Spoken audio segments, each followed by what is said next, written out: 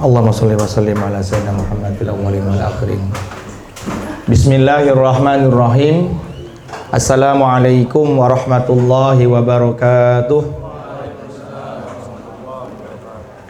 Innal hamdalillah nasta'inuhu wa nastaghfiruhu wa nu'minu bihi wa natawakkalu alayhi wa na'udzu billahi min syururi anfusina wa min sayyiati a'malina. May yahdihillahu fala mudilla lahu wa may yudlil fala hadiyalah. Asyhadu an la ilaha illallah wahdahu la syarikalah wa asyhadu anna sayyidana wa nabiyyana wa habibana wa syafi'ana wa maulana Muhammad sallallahu alaihi wa sallama ha'ir rahmat wa mimil mulki wa dalid dawam. Qala Allah Ta'ala fi ayatihil karim, a'udzu billahi minasy syaithanir rajim. Bismillahirrahmanirrahim. Walladzina jahadu fina lanahdiyannahum subulana wa innallaha lama'al muhsinin. Wa qala an-nabiyyuna Muhammad sallallahu alaihi wasallam, kullu ummati yadkhulunal jannata illa man aba. Qila wa may ya'ba ya Rasulullah? Qala man ata'ani dakhalal jannata wa man asani faqad aba, au kama jaa fil hadis. Pertama-tama yang saya muliakan, yang saya hormati dengan takzim yang besar kepada keluarga besar Mas Ridho Nur Adityawan beserta Mami. Mudah-mudahan Allah Subhanahu wa taala senantiasa memberikan kebahagiaan dalam rumah tangganya, dan Allah Subhanahu wa taala menjadikan seluruh ahli keluarganya menjadi orang-orang yang dekat dengan Allah Subhanahu wa taala sebagaimana dekatnya para anbiya alaihi wassalatu wassalam. Amin ya rabbal alamin. Kemudian kepada para jamaah yang tidak bisa saya sebutkan satu persatu namanya, tetapi tidak mengurangi rasa hormat dan takzim saya kepada para jamaah sekalian. Bagaimana semua kabarnya? Alhamdulillah. Alhamdulillahirabbil alamin. Berkah, alhamdulillah. Seminggu lalu saya di Madinah. Alhamdulillah amanah semua sudah saya sampaikan. Salam teman-teman ngaji Plo sudah saya sampaikan untuk Rasulullah sallallahu alaihi wasallam. Mudah-mudahan dengan salam yang saya sampaikan nanti pada hari kiamat Rasulullah akan mengenali kita sebagai umatnya. Amin ya rabbal alamin. Karena dalam riwayat hadis Nabi SAW dan para anbiya alaihi wassalatu wassalam ajmain, beliau-beliau semua hidup di kuburannya. Bahkan Allah mengatakan bal ahya'un inda rabbihim yurzaqun. Orang-orang soleh, apalagi para anbiya, mereka hidup dalam kuburan mereka, dan barang siapa yang bersolawat dan bersalam kepada Rasulullah SAW, pasti salam dan sholawatnya akan langsung dijawab oleh beliau. Amin ya rabbal alamin. Alhamdulillah, pada kesempatan malam yang berbahagia ini Allah Subhanahu wa taala telah kumpulkan kita dalam majelis ilmu. Majelis yang di situ dibanggakan oleh Allah Subhanahu wa taala nama kita di hadapan majelisnya para malaikat. Nabi besar Muhammad mengatakan, kun aliman, jadilah kamu orang yang alim, au muta'alliman, atau penuntut ilmu. Kemudian au mustami'an, atau pendengar ilmu. Au muhibban, atau pencinta ilmu. Wala takun khomisan, dan jangan jadi orang yang nomor 5. Fatuh laku. Alim tidak, belajar ilmu enggak, mendengarkan ilmu juga enggak, cinta sama orang menuntut ilmu juga enggak. Maka orang yang seperti ini, na'udzubillah min zalik, dia nanti fatuh laku, akan dihancurkan oleh Allah Subhanahu wa ta'ala. Maka setiap pekan sekali Allah berikan kepada kita kesempatan yang besar.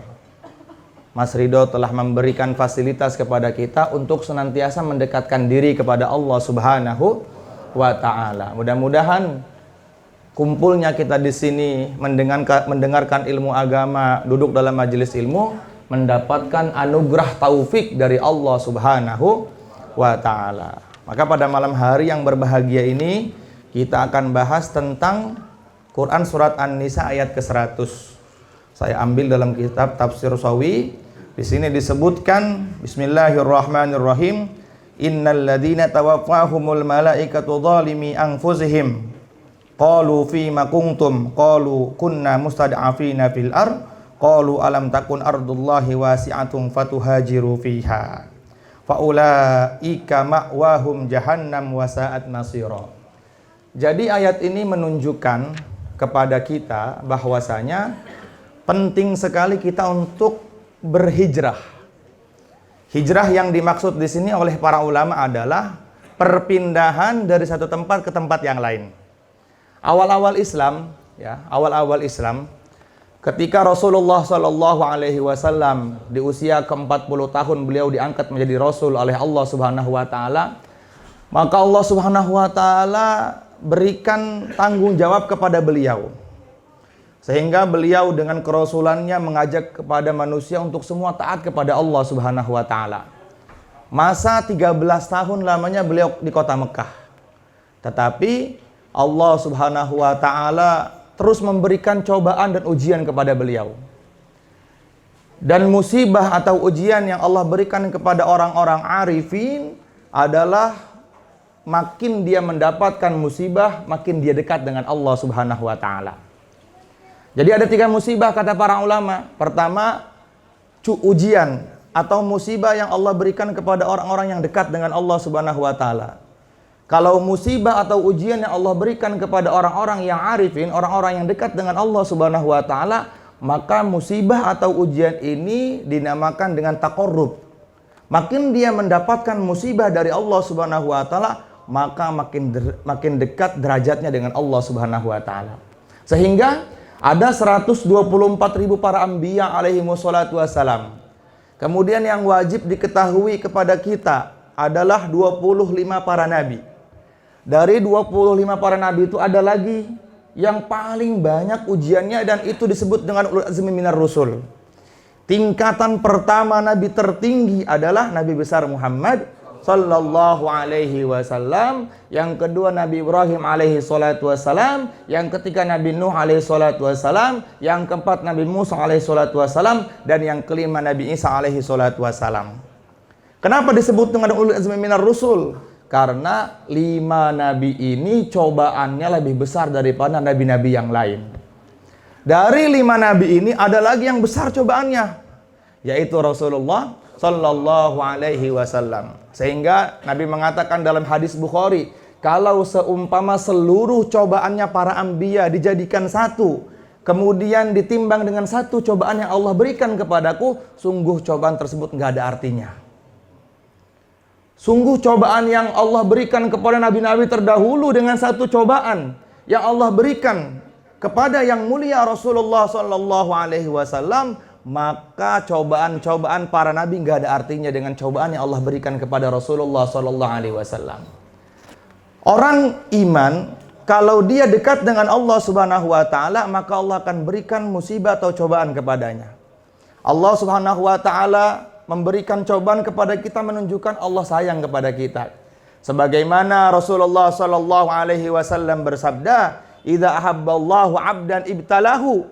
Orang itu kalau disayang sama Allah, maka Allah akan berikan cobaan kepadanya. Jadi jangan pernah mengeluh kalau kita mendapatkan ujian dari Allah Subhanahu wa Ta'ala. Bahkan Allah Subhanahu wa Ta'ala sangat murka kepada hamba yang kalau diberikan cobaan kepadanya dia mengeluh. Allah mengatakan dalam hadis qudsi, "Man lam yarda biqada'i wa qadari wa man lam yasbir 'alal bala falyaltamis rabban siwai." Barang siapa yang enggak ridha dengan takdirku, kata Allah, dengan qada, keputusan aku telah berikan kepadanya, wa man lam yasbir 'alal bala'i, dan dia enggak bersabar atas musibah yang menimpa kepadanya, maka Allah katakan falyaltamis rabban siwai, silahkan cari Tuhan selain aku, kata Allah. Jadi Allah paling gak senang dengan orang-orang yang selalu mengeluh atas cobaan. Dan setiap manusia pasti punya cobaan. Nabi mengatakan in akhta'ahu hada nahasyahu hada. Kalau manusia ketika mendapatkan cobaan dari keluarganya selesai, nanti akan ada cobaan dari temannya. Dari temannya selesai, akan ada cobaan dari keluarganya. Begitu terus sampai ajal menjemputnya. Maka senantiasalah kita bersabar atas cobaan yang Allah berikan kepada kita. Kemudian yang kedua, musibah yang Allah berikan kepada orang beriman tapi masih suka maksiat. maka ini disebut dengan hadar. Apa artinya? Peringatan. Kalau kita dekat dengan Allah Subhanahu wa taala, kemudian kita juga maksiat kepada Allah Subhanahu wa taala, ketika ada musibah yang menimpa kepada kita, maka itu disebut dengan peringatan. Maknanya bagaimana? Agar kita sadar. Jangan sampai nanti Allah Subhanahu wa taala sentil betulan. Sekarang Allah nggak sentil kita, Allah hanya colek kita. Kenapa? Karena Allah Subhanahu wa taala rindu dengan tangisan kita. Maknanya kalau Allah Subhanahu wa taala berikan cobaan kepada kita, untuk tingkatan pertama kita nggak mungkin. Tapi tingkatan kedua kita kenal kepada Allah. Tapi berapa kali kita hari ini bermaksiat kepada Allah Subhanahu wa taala?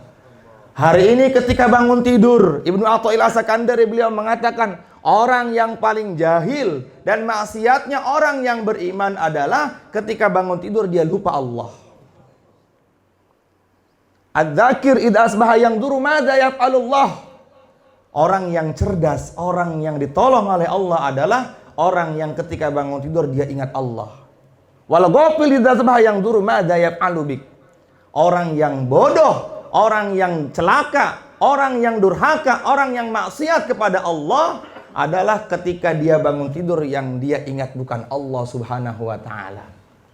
Maka kita ini kadang-kadang iman kita ini naik turun. Dan ini sudah janji Rasulullah sallallahu alaihi wasallam, bukan hanya naik turun. Nabi mengatakan, sayati 'alan nas, akan datang menjelang hari kiamat kepada umatku, yusbihur rajulu mu'minan wa yumsi kafiran. Pagi beriman, sore dia sudah menjadi kafir. Bukan lagi naik turun, tetapi imannya keluar masuk. Dan itu terjadi kepada kita. Kenapa? Karena iman kita ini iman yang senantiasa terlalu percaya kepada suasana. Bukan iman sebab pengorbanan. Kalau dulu para sahabat mendapatkan iman karena pengorbanan. Nanti akan ada kaitannya dengan ayat yang kita akan bahas ini.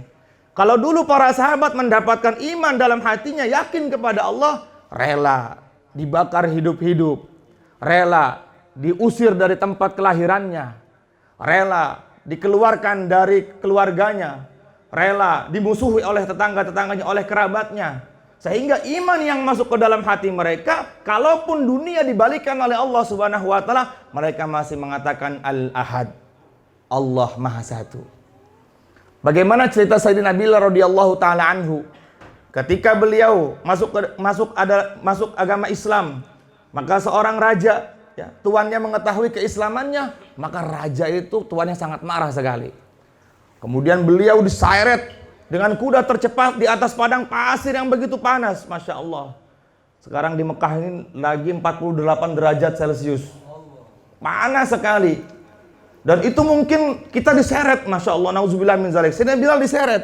Tapi apa yang dikatakan Sayyidina Bilal, Al-Ahad, Al-Ahad, Al-Ahad. Allah yang Maha Satu. Kata para ulama, padahal pada waktu itu orang-orang kafir paling benci dengan kata-kata Al-Ahad. Tapi apa yang dikatakan Sayyidina Bilal, ghadan nalqal ahibbah Muhammadan wa hizbah. Enggak apa-apa saya diseret di dunia, saya kepanasan di dunia, tapi nanti saya akan bersama Rasulullah dalam surganya Allah Subhanahu wa taala. Para sahabat mengatakan di dalam kitab Mukasyaful Qulub, bagaimana kami bisa merasakan nikmatnya surga kalau tidak dengan Rasulullah sallallahu alaihi wasallam. Maka cobaan terus datang kepada orang-orang beriman. Dan iman kita ini iman keluar masuk, bukan lagi naik turun. Ketika Allah berikan cobaan kepada kita, kalau kita sabar derajat kita naik di hadapan Allah Subhanahu wa taala. Tetapi kalau kita nggak sabar, maka Allah Subhanahu wa taala sangat benci kepada kita. Siapakah orang-orang yang dikatakan sabar ketika mendapatkan musibah dari Allah Subhanahu wa taala? Alladzina idza asabathum musibah qalu inna lillahi wa inna ilaihi raji'un. Orang-orang yang dikatakan sabar oleh Allah Subhanahu wa taala ketika mendapatkan musibah adalah ketika dia mendapatkan musibah, yang pertama kali dia ingat adalah Allah. Ada seorang wanita menangis di atas kubur anaknya. Menangis sampai an-niyahah, niyahah itu sampai narik-narik kantungnya. Wah, dia robek-robek bajunya. Maka Nabi mengatakan, wahai wanita, as-sabru inda sadmatil ula. Kalau kamu sabar, maka Allah akan berikan derajat yang besar di hadapan Allah Subhanahu wa taala kepada kamu. Maka dia mengatakan, ya Rasulullah, hari ini aku sabar. Nabi mengatakan, bukan. Sabar itu bukan seperti itu. Sabar itu ketika kamu dapat musibah, yang dia ingat pertama kali adalah Allah Subhanahu wa taala. Maka musibah yang Allah berikan kepada orang yang beriman yang masih suka maksiat adalah hadar, adalah peringatan. Jangan sampai ketika kita mendapatkan musibah kalau kita lupa kepada Allah Subhanahu wa taala, maka nauzubillah min zalik, nauzubillah summa nauzubillah, neraka akan menjadi tempat orang tersebut. Kemudian yang ketiga, musibah yang Allah berikan kepada orang-orang yang lupa, yang tidak beriman kepada Allah Subhanahu wa taala, itu disebut dengan azab. Itu disebut dengan azab. Allah mengatakan, falamma nasu ma dzukiru bihi fatahna alaihim abwaaba kulli syai' hatta idza farihu bima utu akhadnahum baghtatan fa idahum mublisun. Azab di dunia yang Allah berikan kepada orang ahli dunia adalah kita diberikan istidraj. Datang dunia kepada kita, maka sempit hati kita. Mungkin pembahasan sama Ustaz Reza minggu kemarin, ya. Ketika datang dunia kepada kita dan hati kita sempit, maka tandanya Allah berikan azab kepada kita. Kemudian yang kedua, kalau Allah sudah nggak sayang sama hambanya, maka Allah Subhanahu wa taala akan jauhkan kita dari orang-orang soleh. Yang lebih parah lagi, kenikmatan ibadah sudah hilang dari dalam diri kita. Kenikmatan ibadah, nggak bisa sholat tahajud, nggak bisa sholat duha, nggak bisa bersedekah, bahkan na'udzubillah min zalik, kita senang terus melakukan maksiat. Na'udzubillah, ya.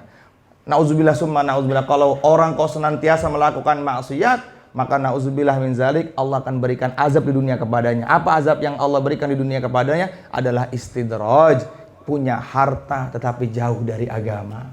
Sanastadrijuhum min haitsu la ya'lamun wa umli lahum inna kaidi matin. Ketika Allah berikan harta kepada mereka semua, mereka lupa tertawa kepada Allah Subhanahu wa taala, lupa kepada Allah. Mereka mengatakan, ini harta bukan dari Allah Subhanahu wa taala. Ini harta karena saya bekerja, ini harta karena saya cerdas, ini harta karena saya berusaha. Maka orang yang seperti ini, sanastadrijuhum min haitsu la ya'lamun, Allah akan hancurkan dia sebelum dia dihancurkan pada hari kiamat nanti.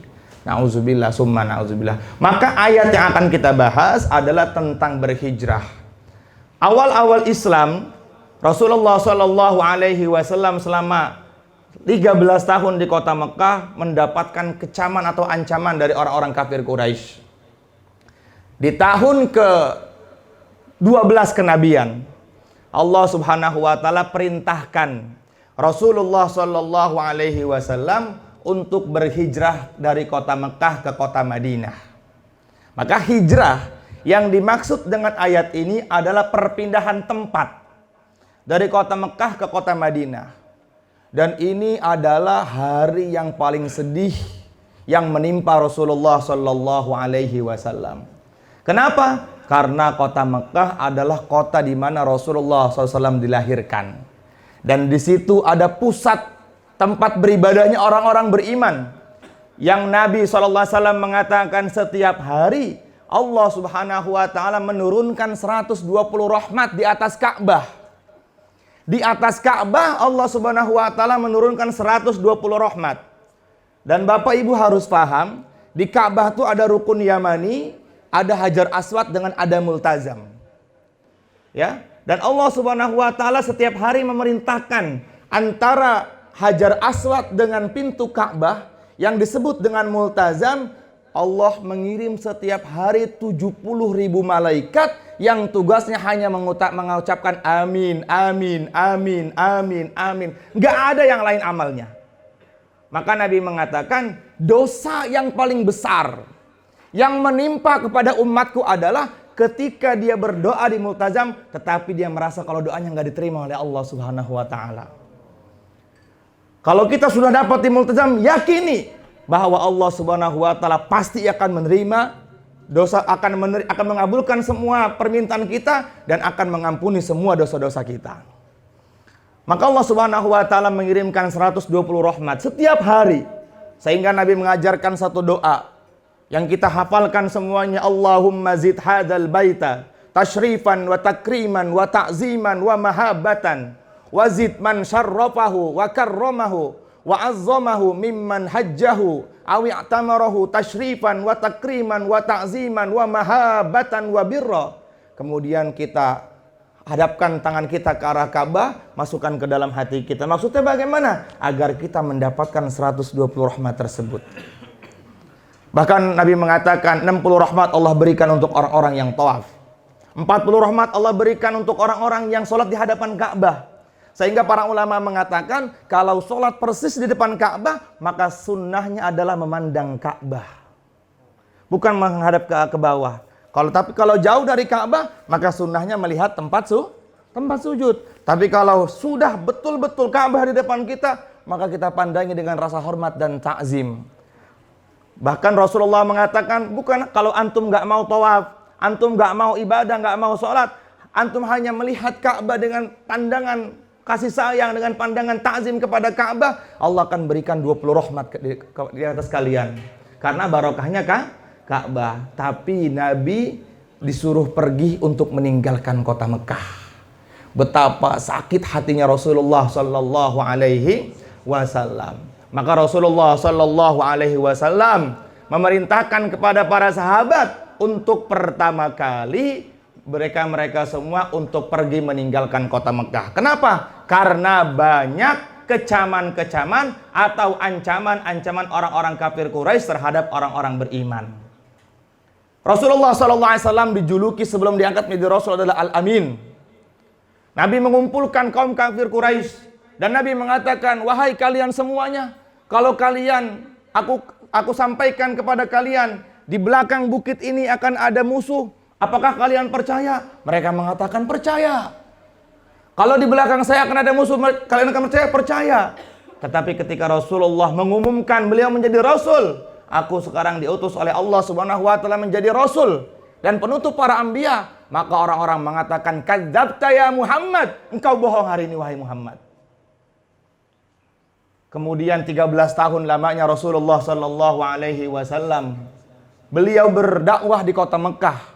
Bukan pujian, bukan sanjungan yang beliau dapatkan, tetapi cacian, bahkan hinaan-kehinaan yang beliau dapatkan. Akhirnya Rasulullah memerintahkan kepada para sahabat untuk terlebih dahulu mereka pergi dari kota Mekah ke kota Madinah yang dulu namanya kota Yasrib.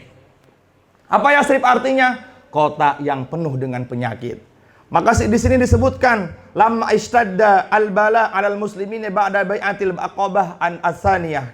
Ketika di tahun ke-12 kenabian, setelah bai'at Aqabah yang kedua, adina Muhammad sallallahu alaihi wasallam li ashabihi bil hijrah.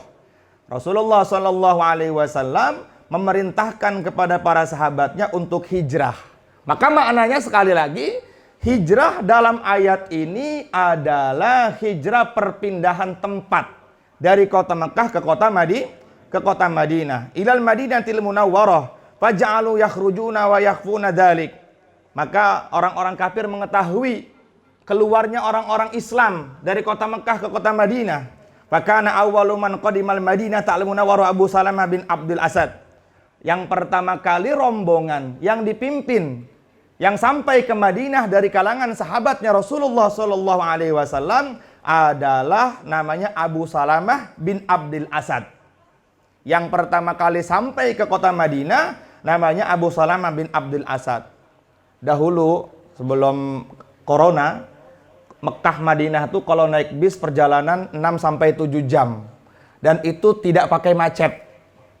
Ya, kebayang nggak sama kita 14 abad yang lalu Nabi dan para sahabatnya berjalan kaki di terik, Masya Allah, di padang pasir dengan terik matahari yang sangat menyengat. Masya Allah, di sana itu kalau kita tahu sejarah nangis, Masya Allah. Sekarang kita melaksanakan haji umroh nih, Masya Allah, udah ada kereta cepat sekarang. Perjalanan Mekah Madinah hanya ditempuh dengan waktu 2 jam. Bahkan di kota Mekah Madinah sekarang di kota Mekahnya sendiri sudah disediakan skuter untuk tawaf. Jadi kesan ibadah itu sudah nggak ada lagi. Kesan ibadah itu udah nggak ada lagi. Sa'i yang dulu Sayyidatina Hajar radhiyallahu taala anha berjalan dari Bukit Sofa ke Marwah, Marwah ke Sofa. Seorang wanita yang menginginkan pertolongan, mungkin ada kabilah atau kafilah yang lewat atau musafir yang sedang lewat, berjalan. Sekarang sudah enak, Bapak Ibu yang mulia. Sekarang sudah ada penyewaan skuter yang ditempuh nggak sampai setengah jam itu. Kalau kita berangkat dari Sofa ke Marwah, Marwah ke Sofa sampai 7 kali, itu sekitar hampir 5 kilo ya, kurang lebih 2 jam lah. Sambil banyak baca-baca. Tapi sekarang udah pakai skuter. Allah, udah menjelang hari kiamat. Maka kita lihat perjalanan Rasulullah Sallallahu Alaihi Wasallam dari tanggal 27 Safar. Jadi Nabi Sallallahu Alaihi Wasallam itu memerintahkan kepada para sahabatnya yang pertama kali untuk berhijrah ke Madinah adalah orang-orang yang berangkat di awal-awal bulan Safar. Nah, Rasulullah SAW sendiri, beliau keluar dari Gua Sur, ya. Beliau keluar dari Gua Sur masuk pada tanggal 27 Safar, kemudian keluar pada tanggal 1 Rabiul Awal. Jadi, beliau di dalam berapa hari? 3 malam atau 3 hari. Yakhrujuna wa yakhfuna dzalika fa kana awwalu man qadimal Madinata al-Munawwarah Abu Salamah bin Abdul Asad. Summa qadimal muslimuna arsalan fanazalu 'alal ansar fi daurihim fa awahum wa nasaruhum wa lam yakun bimkata minhum illa Nabi SAW. Jadi Mekah ini udah sepi kecuali orang-orang munafik dan orang-orang yang ada uzur. Maka Allah Subhanahu wa taala menurunkan ayat ini. Ayat ini di sini disebutkan innal ladzina yattatawaffahumul malaikatu dzalimi anfusihim qalu fima kuntum. Ketika mereka tidak mau hijrah ke Madinah, maka ketika perang Badar terjadi, orang-orang yang ada di kota Mekah yang waktu tinggal, dan Nabi mengatakan kepada mereka, kenapa kalian nggak tinggal? Kenapa kalian nggak pergi ke Madinah? Mereka mengatakan, ya Rasulullah, harta kami ada di sini, nggak bisa kami bawa semuanya ya Rasulullah. Sementara, banyak alasan mereka. Maka para malaikat mengatakan, alam takun ardullahi wasi'atan fatuhajiru fiha. Emang kamu nggak tahu bahwa bumi Allah Subhanahu wa taala sangat luas sekali? Innal ladzina, sungguhnya orang-orang tatawaffahumul malaikatu, yang mereka dimatikan oleh malaikat pencabut nyawa, zalimi anfusihim, dengan zalim diri mereka masing-masing, bil maqami mal kufari wa tarakil hijrah, dan mereka meninggalkan hijrah. Jadi kesimpulannya ayat ini yang pertama, awal-awal Islam hijrah itu wajib. Orang yang gak hijrah dosa besar. Awal-awal Islam hijrah itu ada kewajiban. Yang tidak hijrah maka mendapatkan dosa besar. Kenapa? Karena memang untuk menjaga iman-iman para sahabat yang dulu masih dalam keadaan cekaman orang-orang kafir, mereka diperintahkan oleh Rasulullah SAW untuk meninggalkan kota Mekah. Maka wajib bagi mereka untuk pergi ke kota Madinah. Kemudian Rasulullah SAW tinggal bersama Sayyidina Abu Bakar. Maka di sini disebutkan wa nasaruhum wa lam yabqa bimakkah minhum illa Nabi Muhammad sallallahu alaihi wasallam. Yang tinggal di kota Mekah hanya Rasulullah sallallahu alaihi wasallam wa Abu Bakrin wa Ali bin Abi Thalib au mafturin mahbusin au dhaifin anil khuruj, dan orang-orang yang lemah di antara mereka. Masya Allah. Walamma ra'at Quraisyun khurujal muslimina, ketika orang-orang kafir Quraisy, mereka semuanya sudah ketakutan bahwasanya orang-orang muslim semuanya sudah keluar dari Mekah. Khafu khuruja Muhammad, maka mereka khawatir kalau Muhammad pun akan pergi bersama mereka. Ini strateginya Rasulullah. Jadi yang pertama kali diperintahkan untuk pergi ke kota Madinah adalah sahabat-sahabat dulu. Baru Nabi yang terakhir. Maka orang-orang kafir nih, mereka berkumpul di tempat namanya Fajtami'u fi Darin Nadwa. Jadi ada satu rumah atau satu lembah namanya Darun Nadwa. Nih tempat musyawarahnya orang-orang kafir Yahudi. Nah, Darun Nadwa ini tempat bermusyawarahnya orang-orang kafir Quraisy. Ingin apa? Bermusyawarah, ingin membunuh yang mulia Rasulullah. ada Bani Hasam, ada Bani Abdi Manaf. Wah, di sini berkumpul semuanya. Ada Bani Najd. Kemudian penggede-penggedenya adalah Abu Jahal, yang dulu namanya adalah Abul Hakam. Siapa nama aslinya Abu Jahal? Abul Hakam. Apa artinya? Orang yang paling pandai, orang yang paling cerdas. Kemudian ada Abu Sufyan. Dan banyak yang lainnya. Ya, ada Utbah. Ada Robi'ah yang waktu itu masih dalam keadaan kafir. Maka di sini ketika mereka bermusyawarah, ya, ini kalau seandainya orang-orang Islam di kota Mekah mereka sudah semuanya kembali, mereka semuanya sudah hijrah ke kota Madinah, pasti Muhammad akan ikut. Bagaimana kalau kita bermusyawarah dan kita membunuh Muhammad Shallallahu Alaihi Wasallam?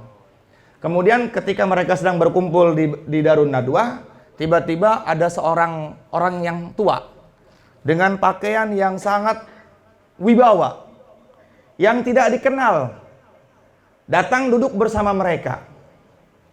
Dan Abu Jahal mengatakan, kamu ini siapa? Mani Syekh, kamu ini siapa? Dan Syekh tadi mengatakan, saya adalah Syekh dari Bani Najd. Mungkin kalau saya duduk bersama kalian, maka saya akan bisa memberikan pendapat kepada kalian. Kemudian dikumpulkan semua pemuka-pemuka Quraisy. Setelah mereka berkumpul, ada yang usul, udah kita biarkan aja Muhammad keluar dari kota Mekah, biar kita ini tenang. Kata si Syekh tadi, kata si orang tua tadi yang berasal dari Bani Najd, dia mengatakan, kamu nggak tahu ya, kalau Muhammad itu setiap perkataannya membuat orang itu jatuh cinta dengan perkataannya. Maka kalau Muhammad dibiarkan hidup dimanapun dia tinggal, pasti dia akan membawa agama Islam dan agama Islam akan tersebar luas. Wah, nggak diterima usulannya. Usulan yang kedua dari Abu Sufyan yang waktu itu masih dalam keadaan kafir. Bagaimana kalau Muhammad ini kita rantai dengan rantai yang sangat besar, kemudian kita masukkan ke dalam penjara dan kita nggak kasih makan selama berhari-hari. Maka si orang tua tadi yang dari Bani Najd mengatakan, Muhammad ini banyak pengikutnya sekarang pun. Kalau seandainya orang-orang mengetahui kalau Muhammad dirantai, pasti mereka akan serbu kita dan kita akan kewalahan. Kemudian Abu Jahal la'natullah alaih, pimpinannya orang-orang kafir, yang Nabi mengatakan Fir'aun hadil ummah Abu Jahal. Nabi mengatakan dalam sabdanya, Fir'aunnya umat ini adalah Abu Jahal. Nauzubillah. Semoga Allah laknat Abu Jahal terus-menerus.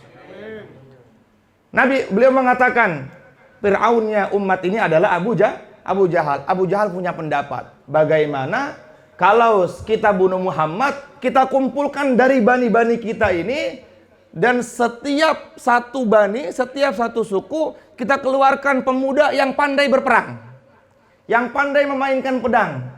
Kemudian kita bawa pemuda-pemuda tersebut untuk mengelilingi rumahnya Muhammad.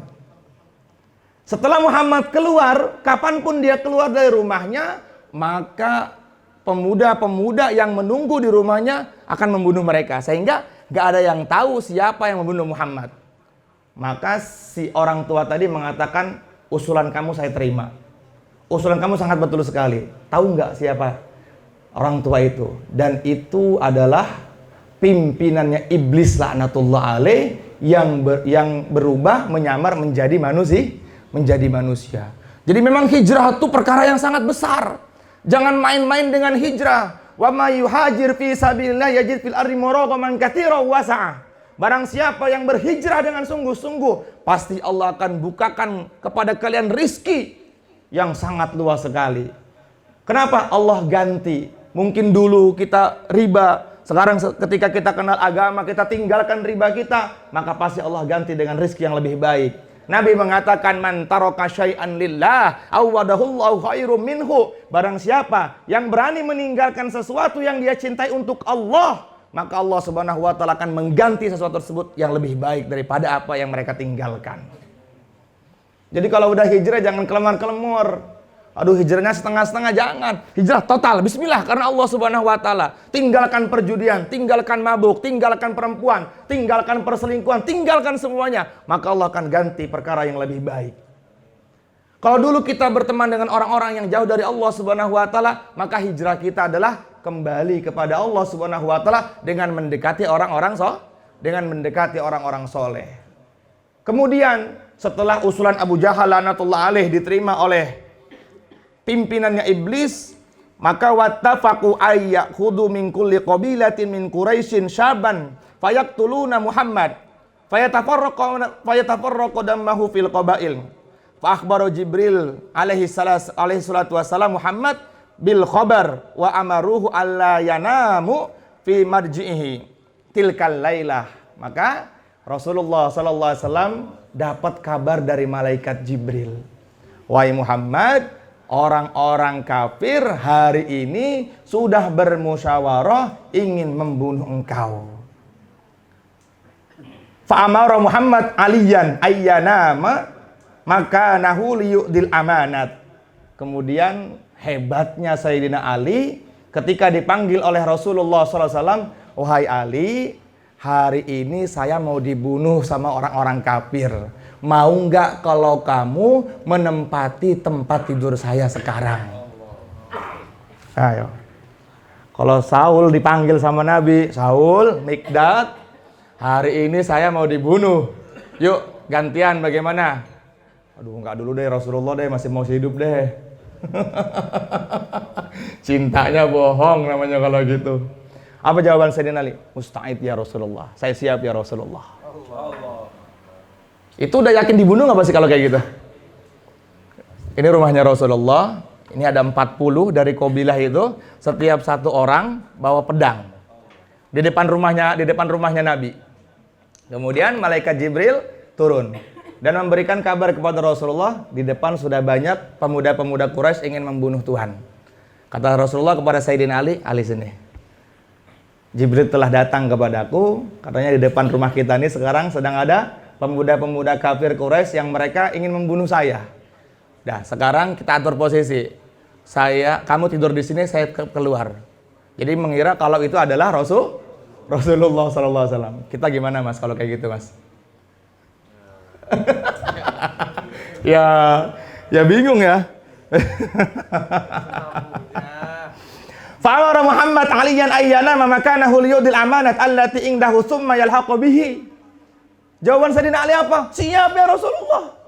Kenapa takut ya kan? Waduh, itulah Sayyidina Ali radhiyallahu ta'ala anhu. Bukan karena keberanian kepada mati, tapi karena kecintaannya kepada Nabi.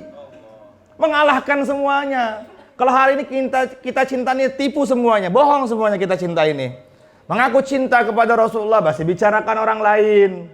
Mengaku cinta kepada Rasulullah, mohon maaf, minum masih tangan kiri berdiri. Kadang-kadang kencing berdiri juga. Bagaimana mau diaku sebagai umat Nabi? Dengan alasan apapun. Ya kan, kecuali ada uzur. Makanya kata Imam Nawawi dalam kitab Muraqil Ubudiyah, kalau ada ulama yang mengatakan Nabi pernah kencing berdiri, ulama itu dusta. Jadi Nabi dalam riwayat itu nggak pernah kencing berdiri. Tapi sebagian ulama mengatakan, kata Imam Nawawi dibantah, ulama tersebut adalah ulama yang dusta.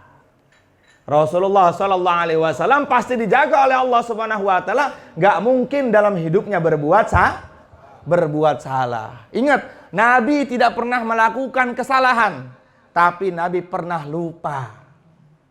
Dalam sholat duhur, Rasulullah SAW pernah sholat 2 rakaat. Selesai 2 rakaat, Nabi SAW kemudian pulang ke rumah. Ada sahabat yang memberanikan diri. Ini gimana nih? Mungkin hari ini sholat diganti jadi 2 rakaat sholat duhur nih.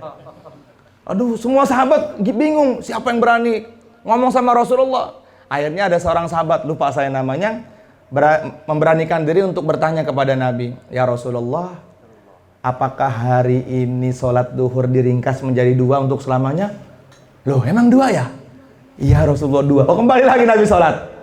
Kemudian Nabi melanjutkan sholatnya tanpa ulang. Tapi itu khusus untuk Rasulullah. Kalau buat kita sebagai umatnya atau bukan selain para nabi, kalau lupa udah sampai berbicara di luar sholat maka wajib ulang. Akhirnya kita sholat duhur, lupa bilangannya nih. Dikira udah 4, nggak taunya baru 3, kita salam. Kemudian kita ingat udah ngobrol. Nah, kita nggak boleh ngulang lagi, tapi kita harus ulang dari awal. Paham ya? Ini maksudnya ke ranah fikih nih. Karena setiap pekerjaan atau amal yang dikerjakan oleh Nabi menjadi hukum kepada orang setelahnya. Kalau seandainya dulu Nabi nggak lupa dalam mengerjakan sholat duhur yang tadinya 4 menjadi 2, maka hari ini kita nggak tahu bagaimana cara ngulang sholat. Dulu Rasulullah juga dalam keadaan capek dalam perang. Beliau memerintahkan kepada Sayyidina Bilal untuk berjaga. Wahai Bilal, kamu jangan tidur. Karena sebentar lagi waktu subuh. Kemudian namanya Sayyidina Bilal juga manusia seperti kita, ada ngantuknya, capek juga. Beliau tidur di atas kudanya. Kemudian Rasulullah terbangun karena sinar matahari. Maka Nabi mengatakan, waihak ya Bilal, celaka kamu nih. Kenapa kamu tidur juga? Jadi ada waihak, ada wailak. Waihak itu marah sama orang yang disayang. Kamu gimana sih? Enggak marah banget gitu. Enggak bodoh, enggak. Tapi kalau wailak baru celaka kamu. Nah itu marah kepada orang yang enggak suka. Gimana sih kalau kita marah sama orang yang enggak kita suka tuh? Sama orang, beda kan kalau kita marah sama istri, sama anak. Enggak begitu leh. Nah begitu Rasulullah kepada Sayyidina Bilal, waihak ya Bilal, kenapa kamu tidur? Sekarang ini sudah waktu isyraq. Maka Nabi memerintahkan Bilal untuk azan, memerintahkan para sahabat untuk berwudu, kemudian memerintahkan para sahabat untuk qobliyah subuh. Kemudian baru mengerjakan sholat subuh. Itu hanya sekali. Kalau ngaji pula nggak tahu kesiangannya berapa kali.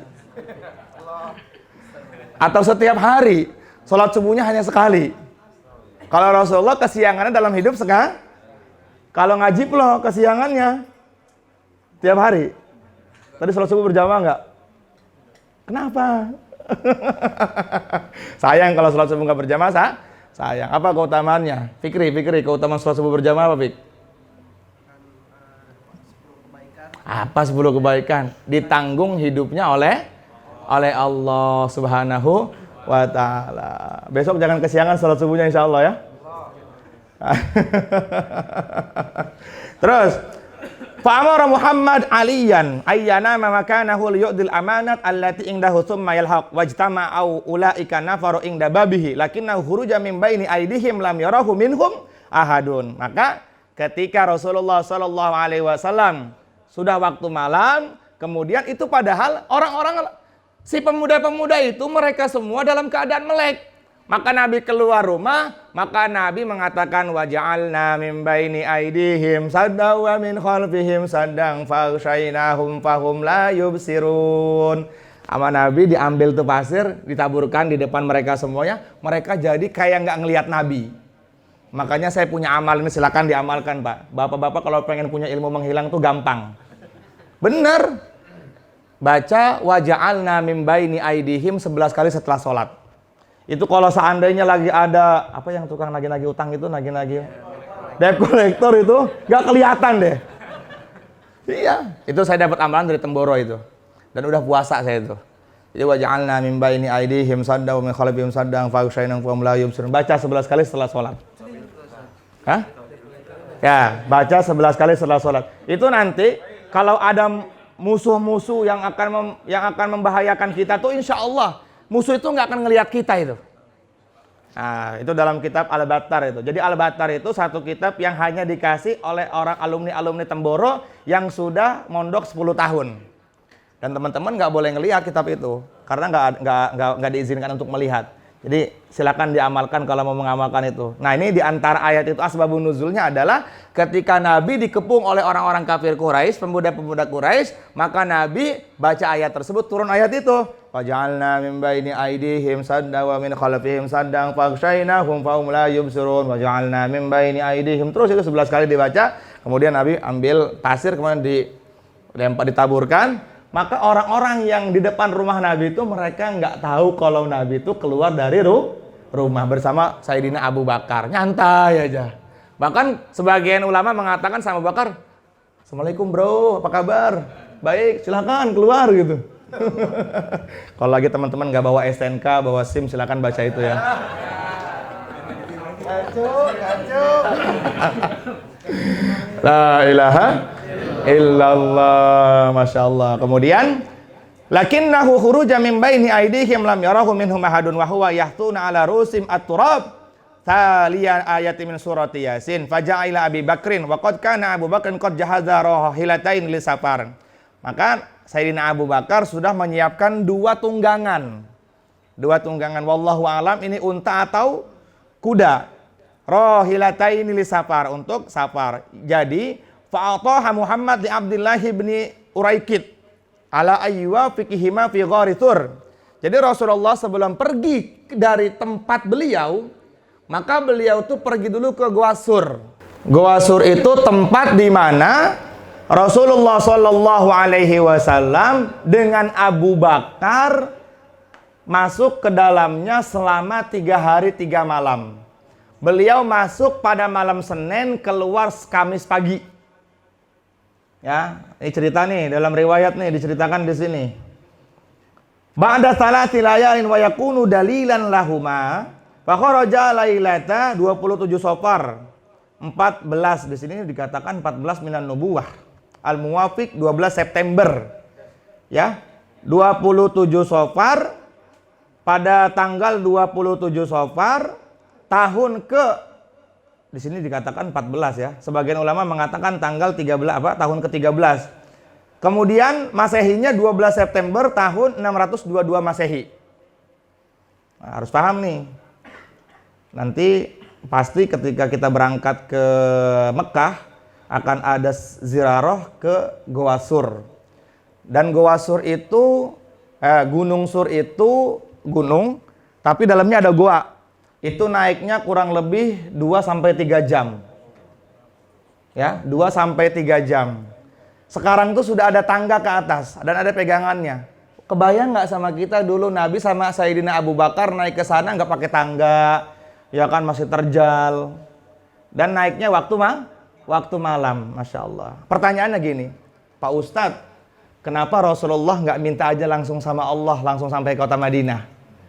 Padahal kan Rasulullah SAW punya doa yang makbul. Kata para ulama, Rasulullah mengajarkan kepada kita suruh ikhtiar.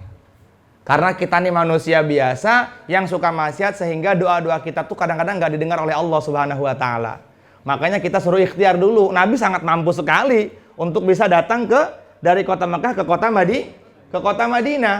Mampu sekali Rasulullah SAW. Tapi Nabi mengajarkan kepada kita, bagi kita sebagai umatnya, kita diperintahkan untuk apa? Untuk bisa berdoa kalau kita punya hajat kepada Allah Subhanahu wa Ta'ala.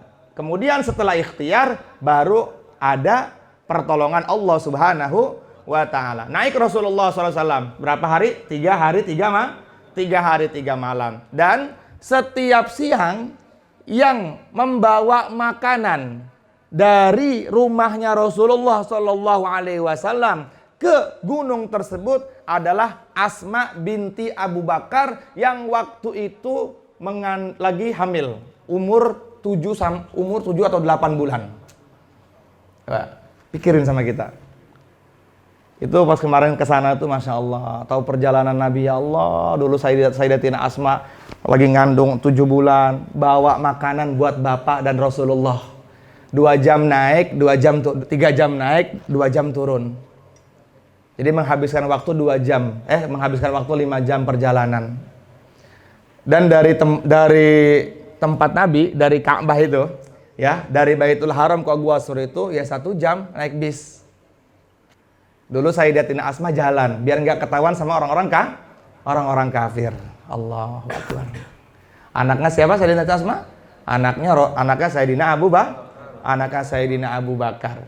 Kalau malam yang bawa makanan namanya Abdullah bin Abu Bakar. Jadi ada 2 shift. Makanan siang dibawa oleh Sayyidatina Asma, makanan malam dibawa oleh Sayyidina Abdullah. Malam naik ke atas, turun lagi, dan nggak nginep. Karena Gua Sur itu cukup cuman untuk 2 orang. Ya. Jadi sekarang ada tempat di dalam gunung tersebut, dalam goanya, untuk bisa sholat 1 orang. Jadi ganti-gantian sholat. Nah, mudah-mudahan nanti kita bisa sholat di dalamnya ya. Bagaimana dulu tahannusnya Rasulullah Sallallahu Alaihi wasallam. Apa tuh tahannus? Tahannus itu ibadahnya Nabi dalam keadaan sepi. Ya, bermunajatnya Rasulullah bercumbu dengan Allah Subhanahu wa taala. Nah, setelah 3 hari 3 malam, maka Rasulullah sallallahu alaihi wasallam wa hamala Abu Bakrin malahu kulluhu wa mahu khamsata alafi dirhamin. Abu Bakar bawa semua hartanya yang waktu itu ada 5.000 dirham. Au sitata alafin atau 6.000 dirham. Kalau sekarang dirham itu 1 dirhamnya berapa sih? Berapa 1 dirham itu? 5.000. Berarti kalau 5.000 berapa? Kalau 5.000 kali 5.000? 25 juta yang waktu itu Sayyidina Abu Bakar bawa semua hartanya. Sehingga Nabi mengatakan kepada Sayyidina Abu Bakar, "Wahai Abu Bakar, apa yang kamu tinggalkan kepada keluarga kamu?" Abu Bakar mengatakan, "Allah dan Rasulnya aku tinggalkan." Sehingga seluruh amalnya Umar ditimbang. Ingat nih, perhatikan. Seluruh amalnya Umar ditimbang. Sayyidina Umar mengatakan nih dalam kitab Dalilul Falihin, seluruh amalnya Umar ditimbang. Dengan 1 subhanallah yang diucapkan oleh Abu Bakar, sungguh lebih mulia ucapan 1 subhanallah yang diucapkan oleh Sayyidina Abu Bakar. Insyaallah, gak ada yang bisa menandingi Abu Bakar. Tahu nggak Abu Bakar perawakannya kayak apa? Kurus. Beliau ini nggak pernah beli baju, kalau beli baju pas tuh nggak pernah. Jadi selalu kegedean karena saking kurusnya. Tapi walaupun kurus badannya Sayyidina Abu Bakar, setiap hari 8 pintu surga panggil nama Sayyidina Abu Bakar. Bahkan manusia yang mendapat salam dari Allah Subhanahu wa taala adalah Sayyidina Abu Bakar. Allah mengatakan wassalamun ala ibadihil ladzina astafa. Wahai Muhammad, sampaikan salam rinduku Allah kepada Abu Bakar. Ya, kepada Sayyidina Abu Bakar. Abdulul khalqi ba'dal anbiya Abu Bakar. Sebaik-baik manusia setelah para nabi adalah Abu Bakar. Jadi imannya Abu Bakar itu persis di bawah imannya para nabi. Imannya Abu Bakar persis di bawah imannya para nabi. Nabi mengatakan dalam kitab Tarikhul Khulafa, orang yang pertama kali dibangkitkan pada hari kiamat setelah Muhammad adalah Abu Bakar di sebelah kananku, Umar di sebelah kiriku. Ketika Rasulullah datang ke majlis dengan 2 sahabat ini, maka Abu Bakar digandeng, Umar digandeng. Maka Rasulullah mengatakan kepada para sahabat, "Ishhadu, saksikan, ungzuru, lihat saya semuanya. Beginilah keadaanku nanti di mahsyarnya Allah Subhanahu wa taala." Jadi nanti kita akan menyaksikan betapa mulianya Abu Bakar dengan Umar langsung digandeng oleh Rasulullah dan dihadapkan di hadapan seluruh makhluknya Allah dari mulai Adam diciptakan sampai nanti hari kiamat. Jadi jangan main-main sama Sayyidina Abu Bakar. Ketika dalam keadaan gencang, dalam keadaan sangat khawatir, dalam keadaan sangat susah, dikejar-kejar oleh kafir Quraisy, Abu Bakar masuk ke dalam Goa Sur, ke dalam Bukit Sur. Beliau mengatakan, "Ya Rasulullah, tunggu sebentar. Biar saya cek dulu ke dalam. Takutnya ada hewan yang membahayakan Tuhan." Beliau cek, ternyata wahai Rasul, silakan masuk. Kemudian ada satu lubang yang masih belum tertutup. Ternyata itu adalah lubangnya kalajengking. Sebagian ulama mengatakan ular, dalam kitab ini dikatakan adalah kalajengking. Kemudian kata Sayyidina Abu Bakar, jadi Sayyidina Abu Bakar itu posisinya duduk, tidur seperti ini, ya. Duduk seperti ini. Nah, gini. Dan Rasulullah tidur di sininya. Inilah kedekatan mertua dengan menantu. Coba, kalau kita pernah gitu nggak sama mertua kita? Kita sama mertua cuek-cuekan. Harusnya pijit-pijitan karena sama seperti Sayyidina Abu Bakar dengan Rasulullah Sallallahu Alaihi Wasallam. Di depan kakinya Sayyidina Abu Bakar ada kalajengking yang keluar. Kalajengking ya. Kalau tahu kalajengking nggak yang berbisa itu? Maka sama Sayyidina Abu Bakar ditahan oleh kakinya agar dia tidak membahayakan Rasulullah Sallallahu Alaihi Wasallam. Kalajengking itu akhirnya gigit kakinya Sayyidina Abu Bakar. Abu Bakar tuh menahan kesakitan dan akhirnya racun yang masuk ke dalam tubuhnya Sayyidina Abu Bakar tuh menyebar. Maka Sayyidina Abu Bakar sampai menitikkan air mata dan Nabi tuh lelah sekali tidur di situ, capek. Dikejar-kejar selama bertahun-tahun, nggak diterima dakwahnya dan hijrahnya. Beliau tuh dalam keadaan capek tidur di pangkuannya Sayyidina Abu Bakar dan bergerak. Maka Rasulullah terbangun. Ada apa, Ma'za taf'al? Apa yang kamu kerjakan, wahai Abu Bakar? Enggak ada apa-apa ya Rasulullah. Aman ya Rasulullah, aman. Enggak. Pasti kamu ada masalah nih. Ya Rasulullah, kaki saya tersengat kalajengking. Maka sama Rasulullah dibacakan Al-Fatihah. Jadi termasuk bagian dari sunnah sebelum kalau kita sakit, sebelum ke dokter baca Al-Fatihah dulu. Jangan langsung ke dokter. Ya, Al-Fatihah 3 kali kemudian minum. Barokahnya surat Al-Fatihah insya Allah jadi sembuh. Maka disembur sama Sayyidina Rasulullah. Itu si kalajengking keluar tuh. Apa kata Rasulullah? Jadi Rasulullah ini punya mukjizat seluruh para nabi. Ya. Mukjizatnya Nabi Sulaiman bisa berbicara dengan maka Rasulullah juga bisa berbicara dengan binatang. Kata Rasulullah kepada kalajengking, "Kenapa nyakitin saudara saya?" Ya Rasulullah, bagaimana saya nggak mau nyakitin Abu Bakar?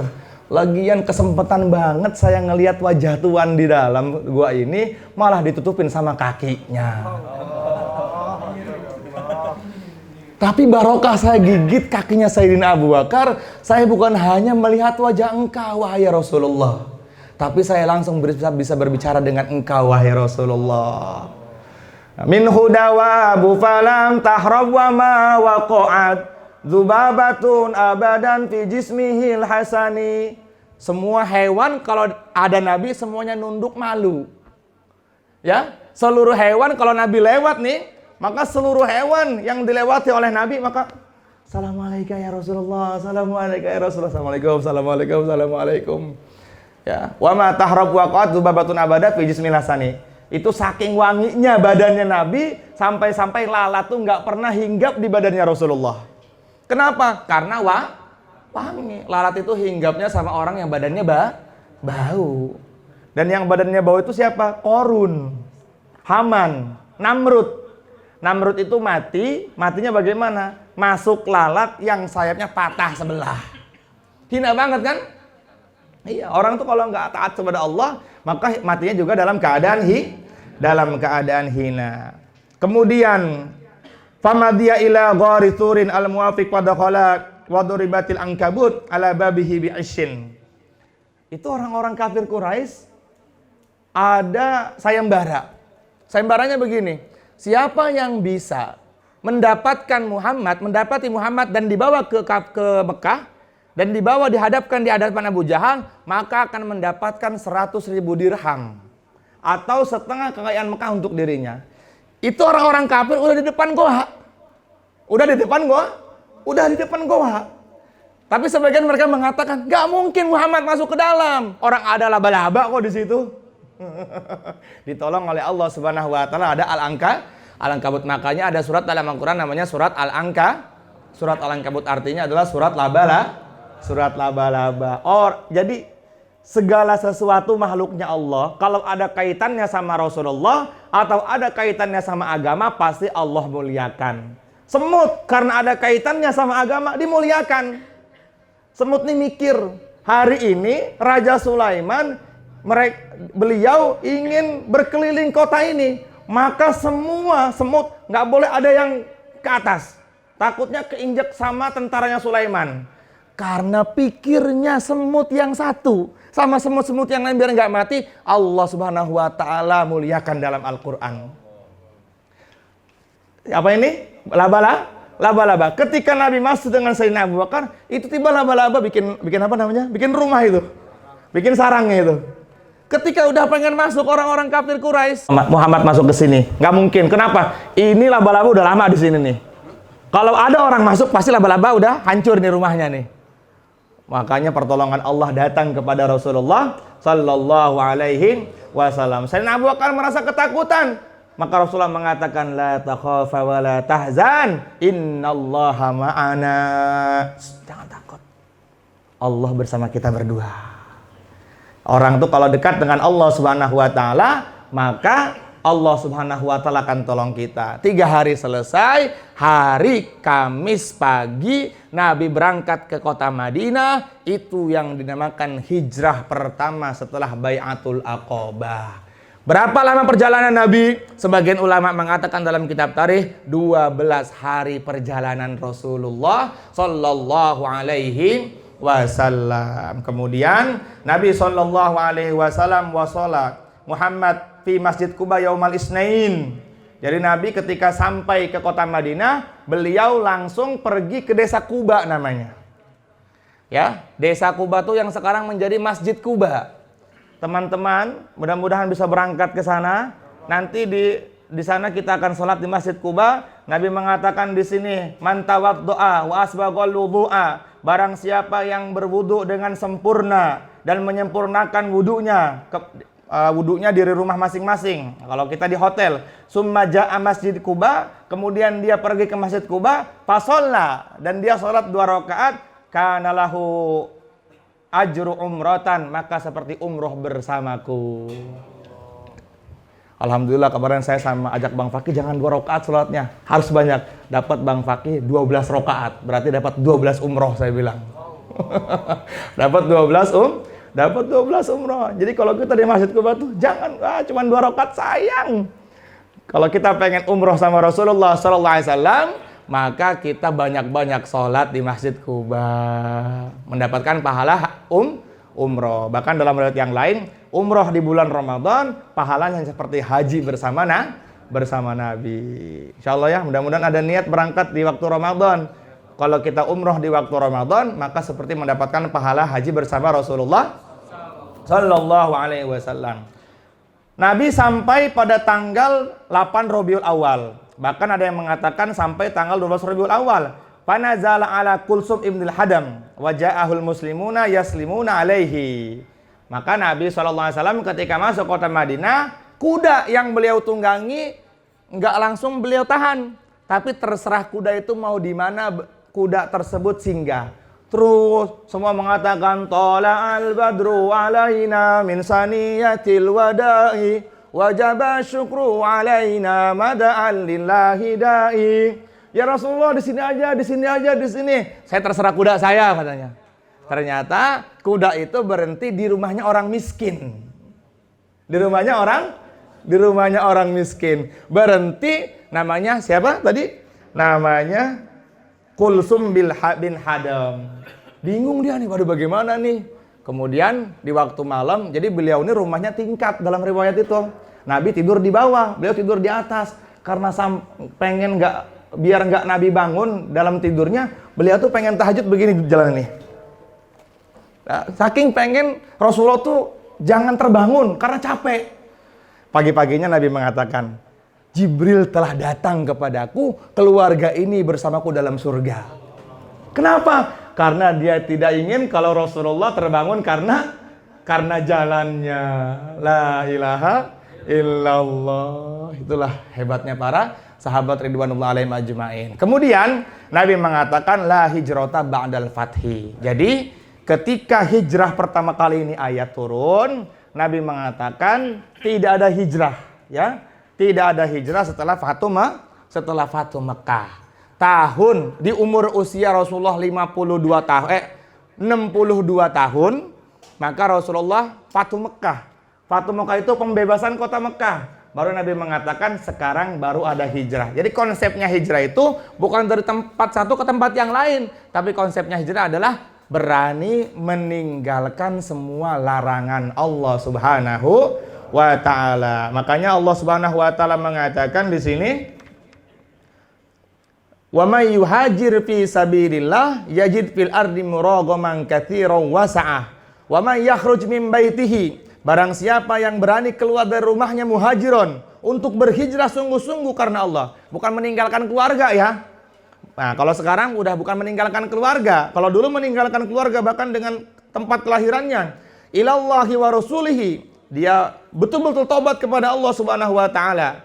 Summa yudrikuhul mautu, kemudian kematian menemuinya. Faqad waqa'a ajruhu 'ala Allah wa kana Allahu ghafurur rahima, maka orang tersebut mendapatkan surga yang sangat luas untuknya. Dan Allah Subhanahu wa taala memberikan ampunan kepadanya. Kalau kita baru belajar hijrah, nggak jadi masalah kalau banyak cobaan. Makanya orang yang berani memutuskan hijrah, ya, meninggalkan teman-teman yang lama kepada teman-teman yang baru karena untuk mendekatkan diri kepada Allah Subhanahu wa taala, maka jangan pernah panik kalau ada musibah menimpa kepadanya. Pasti ada cobaan yang menimpa kepadanya. Karena Rasulullah mengatakan hijrah adalah satu amal yang besar, karena orang-orang yang tidak mau hijrah dahulu akan mendapatkan dosa besar. Hijrahnya kita sekarang bagaimana? Hijrahnya kita sekarang kata para ulama adalah berani meninggalkan larangan-larangan Allah Subhanahu wa ta'ala. Insyaallah ya. Jadi betul-betul hijrah karena Allah Subhanahu wa ta'ala, niat. Nabi mengatakan barang siapa yang hijrahnya untuk mendapatkan Allah dan Rasulnya, maka dia mendapatkan Allah dan Rasulnya. Tapi sebaliknya, barang siapa yang hijrahnya karena ada sesuatu yang ingin dia dapatkan. Ya, perhatikan nih, hijrahnya, ngajinya karena pengen ketemu rekan bisnisnya. Pengen ngomongin tentang masalah pekerjaannya, maka hanya mendapatkan dunia saja. Tetapi tidak mendapatkan Allah dan Rasulnya. Walam ya'ti minad dunya illa ma qaddara alaihi. Tidaklah datang dunia kepadanya kecuali yang telah Allah tetapkan untuknya. Tetapi ketika kita hijrah betul-betul semata-mata karena Allah Subhanahu wa taala, mencari ridhonya Allah, mencari ridhonya Rasulullah SAW, fahijratuhu ila Allahi wa rasulih, maka dia akan mendapatkan kebaikan dari Allah, kebaikan dari Rasulullah sallallahu alaihi wasallam. Yang terakhir, Nabi menyampaikan, man taraka syai'an lillah. Barang siapa yang berani meninggalkan sesuatu untuk Allah. Barang siapa yang berani meninggalkan sesuatu untuk Allah. Dia tinggalkan hartanya karena Allah. Dia tinggalkan keluarganya karena Allah. Dia tinggalkan pekerjaannya karena Allah. Sementara aja. Pergi ke ngaji plo setiap Selasa malam Rabu. Sebentar aja. 2 jam atau 3 jam. Kemudian kita kumpul sama orang-orang soleh. Awwadahullahu khairum minhu, kata Nabi. Pasti Allah akan ganti perkara yang lebih baik daripada apa yang dia tinggalkan. Ini wajib kita yakini. Kalau kita ngaji karena keterpaksaan kita, gue masih banyak ini aja, gue berani meninggalkan ini, maka seperti itulah nanti Allah nggak ganti apa yang kita tinggalkan. Mudah-mudahan pada malam hari yang berbahagia ini Allah terima hijrah kita. Jadi ini ayat asal muasalnya sepakat ulama-ulama tafsir dalam beberapa riwayat hadis dikatakan ayat ini turun karena hijrahnya para sahabat dulu dari satu tempat ke tempat yang lain. Tapi ketika terjadi Fatu Mekah, maka hijrahnya udah bukan lagi pindah tempat, tapi hijrahnya berani meninggalkan sesuatu untuk Allah Subhanahu wa ta'ala. Insyaallah ya. Ada pertanyaan nggak? Silakan. Ayo silakan. Baik, Bang Tommy Soeharto. Sebelum ke Madinah kan sudah ada 2 kali hijrah ya. Baik. Ya. Apa hubungannya dengan? Oh baik. Hijrah pertama ke Habasyah. Kemudian orang-orang yang pertama kali hijrah ke Habasyah ini, mereka mendapat kabar, tapi kabar angin aja, bahwasanya orang-orang Mekah mereka sudah masuk Islam semuanya. Ya, mereka sudah masuk Islam. Tetapi itu semua bohong. Ketika mereka pulang dari Habasyah ke kota Mekah, ternyata mereka malah mendapatkan ancaman lagi. Akhirnya mereka hijrah kedua. Ya, itu pada bulan Rajab. Ya, itu terjadi pada bulan Rajab.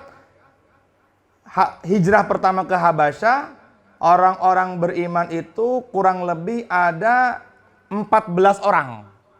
Tapi setelah hijrah kedua bertambah menjadi 54 orang. Dan Nabi nggak ikut di situ. Tapi Nabi hanya memerintahkan. Jadi di antara strateginya Nabi, para sahabat itu dibagi-bagi dulu. Kamu ke Habasyah dulu. Karena Habasyah ini walaupun orangnya kafir semua, tapi mereka menerima Rasulullah. Ya, mereka menerima Rasulullah sallallahu alaihi wasallam. Sehingga pertama yang 14 orang itu pergi ke Habasyah, sementara di Habasyah Mereka sudah dalam tenang, dapat kabar bahwasanya orang-orang Mekah sudah banyak yang masuk Islam. Mereka kembali, ternyata semua itu bohong. Akhirnya mereka kembali lagi. Maka setelah hijrah kedua ini, ya, setelah Bai'atul Aqabah, baru Rasulullah memerintahkan kepada para sahabat untuk hijrah ke kota Yatsrib. Ya kalau yang Taif itu Oh beda, itu bukan hijrah ke Taif tuh. Ke Taif itu tahun 12 kenabian. Bukan. Itu setelah setelah Habasyah. Karena setelah itu Nabi ke Taif. Dari Taif Nabi baru Nabi ke Madinah. Karena dapat perintah dari Allah Subhanahu wa taala bahwasanya kamu udah nggak cocok di Mekah ini. Ya. Maka Nabi ketika beliau meninggalkan kota Mekah, beliau nggak mau pergi kaki, nggak mau berjalan kakinya. Dikit ngelihat lagi ke belakang. Tapi Nabi mengatakan, wahai Mekah, saya meninggalkan kamu bukan karena benci sama kamu, tapi saya meninggalkan kamu karena perintah Allah Subhanahu wa taala. Kebayang nggak sama kita? 2 rakaat sholat di Masjidil Haram itu sama dengan 100.000 rakaat kita sholat. Ya. Tapi Nabi mengatakan begini, aku berdoa kepada Allah, Madinah lebih berkah daripada kota Mekah. Jadi memang Madinah itu lebih berkah 2 kali lipat daripada kota Mekah. Bukan berarti mengecilkan kota Mekah. ke Madinah atas perintah Allah, kalau ke Taif itu Ya sama, semua atas perintah Allah Subhanahu wa taala. Wa ma yantiqu 'anil hawa in huwa illa wahyu yuha. Apapun yang dikerjakan Nabi perintah Allah. Bukan hanya ibadahnya, ya. Nabi bermain dengan Hasan Husain. Nabi bercumbu dengan istri-istrinya beliau juga karena perintah Allah. Jadi semua itu atas bimbingan Allah Subhanahu wa taala. Ya, setelah dari Taif ada perintah Allah untuk pergi ke Madinah. Karena di Mekah Allah nih udah lihat, orang-orang Mekah nih udah nggak bisa menerima kebaikan ini. Udah sekarang kamu hijrah aja ke Madinah. Udah akhirnya hijrah ke Madinah. Turun ayat ini. Jadi ayat ini turun untuk hijrah dulu awal-awal Islam. Baik, ada lagi nggak? Baik, Mas. Jadi biasanya orang kalau diuji, diberi peringatan dalam hijrah, kadang-kadang diberi peringatan ujian bahwa masalah harta mungkin, masalah harta atau apa yang dimiliki hilang, atau teman atau siapapun itu. Mungkin untuk lebih tenangnya, mungkin ada amalan khusus atau apa yang perlu dilakukan atau bagaimana masalah apapun itulah, agar lebih tenang. Baik. Pertama memang perhatikan ini, orang yang sudah dekat dengan Allah maka cobaan akan datang kepadanya. Pertama, itu udah sunnatullah. Ketika Sayyidina Umar masuk Islam, apa yang pertama kali Nabi sampaikan kepada Umar? Wahai Umar, kamu akan dimusuhi oleh kerabat kamu. Apakah kamu siap? Siap ya Rasulullah. Yang kedua, kata Rasulullah kepada Umar, kemiskinan akan menimpa pada dirimu. Apakah kamu siap? Siap ya Rasulullah. Jadi memang kalau kita sudah hijrah, pasti 2 perkara ini akan datang kepada kita. Pasti. Ya, pasti. Cobaan-cobaan. Maka kalau kita datang musibah seperti mohon maaf sekali kehilangan harta atau teman-teman meninggalkan kita, ya udah kembalikan semua kepada Allah Subhanahu wa taala. Oh ya udah, bukan hanya saya kok yang dikasih kayak gini. Ya kan? Dulu juga para sahabat lebih menderita daripada saya.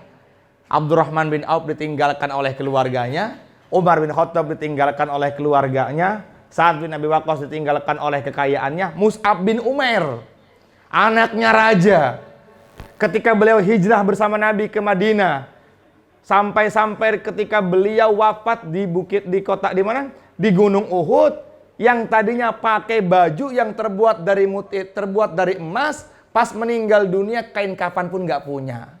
Ditutup kepalanya, kakinya kelihatan. Ditutup kakinya, kepalanya kelihatan. Maka Nabi menangis, wahai Mus'ab bin Umair, kamu nih anak orang kaya. Siapa yang nggak kenal dengan Mus'ab bin Umair? Kudanya kuda termahal, ontanya onta yang paling mahal.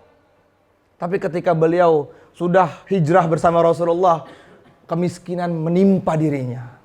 Bahkan ketika beliau terbunuh dalam perang Uhud, Rasulullah meneteskan air mata. Bagaimana ini Mus'ab bin Umair nggak punya pakaian, nggak punya kain kafan.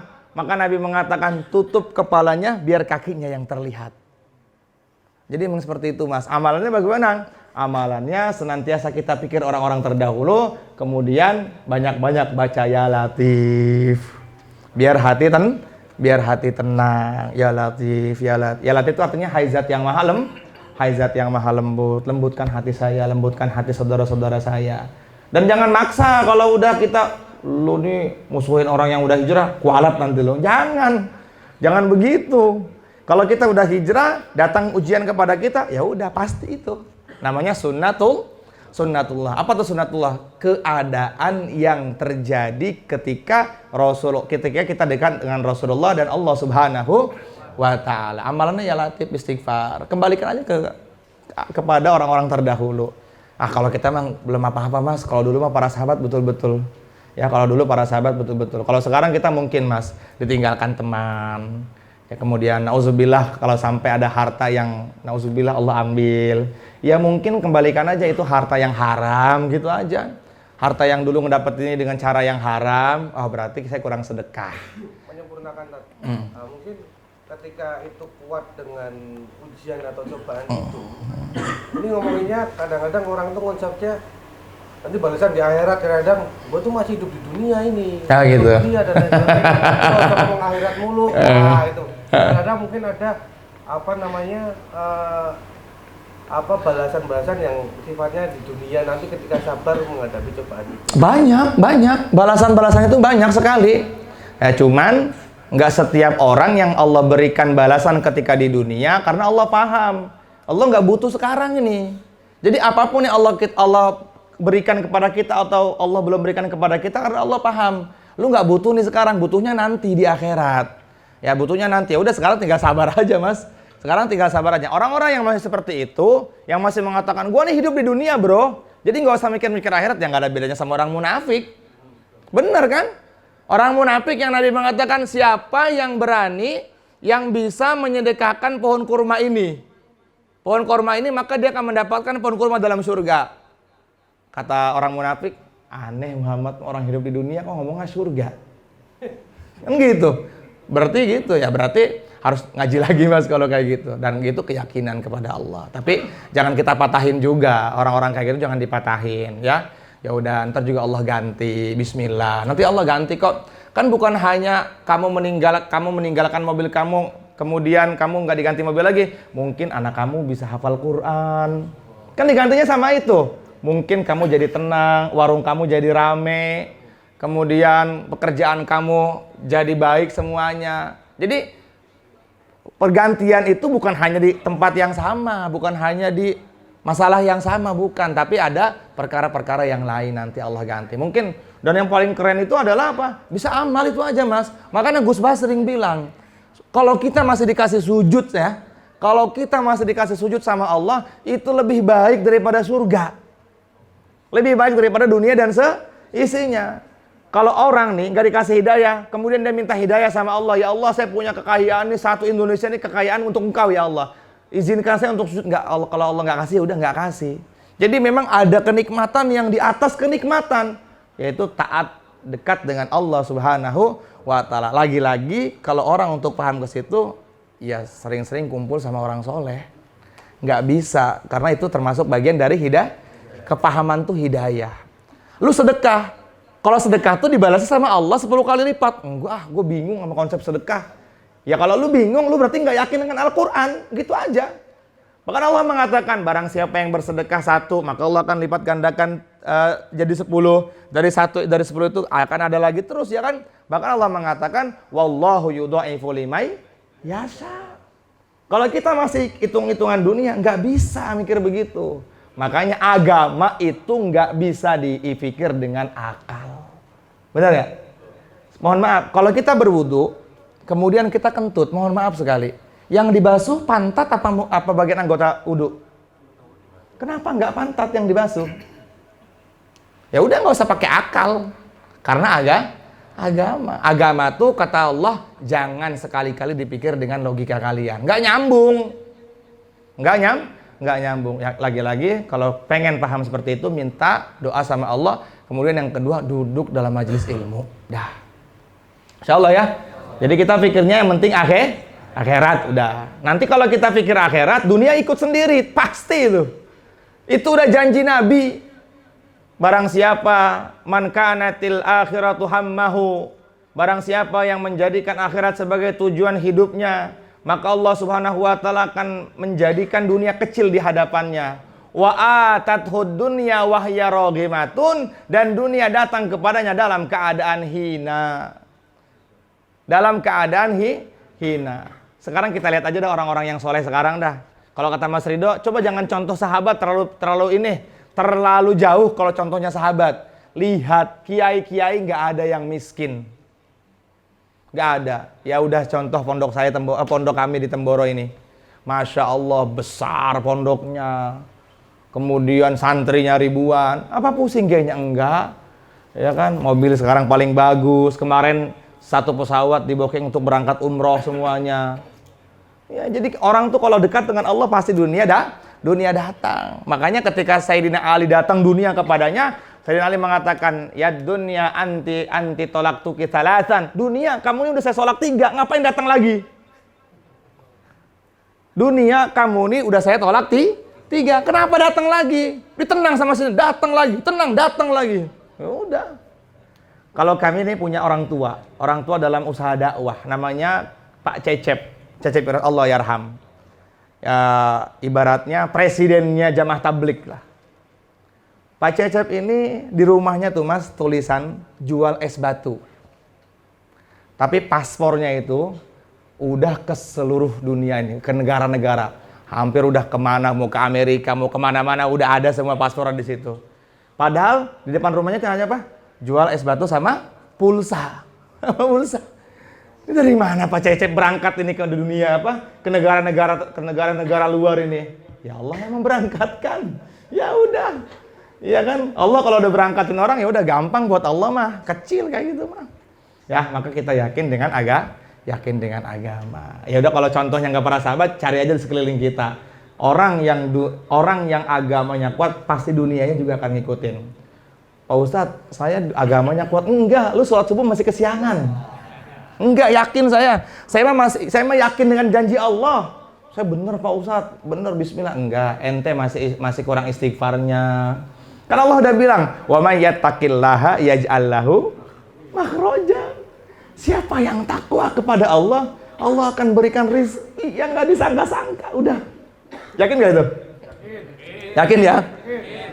Ada 13 cara mendapatkan rezeki. Yang pertama takwa, nggak kerja. Bingung nggak kalau kita mikirnya?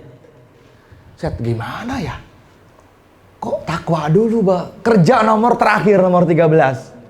Nomor 12 nih, nikah. Makanya saya nggak setuju tuh dengan orang, kenapa belum nikah? Nggak ada rezekinya. Ente nikah dulu, baru Allah kasih rezeki. Bukan kerja dulu. Iya kan? Gimana sih?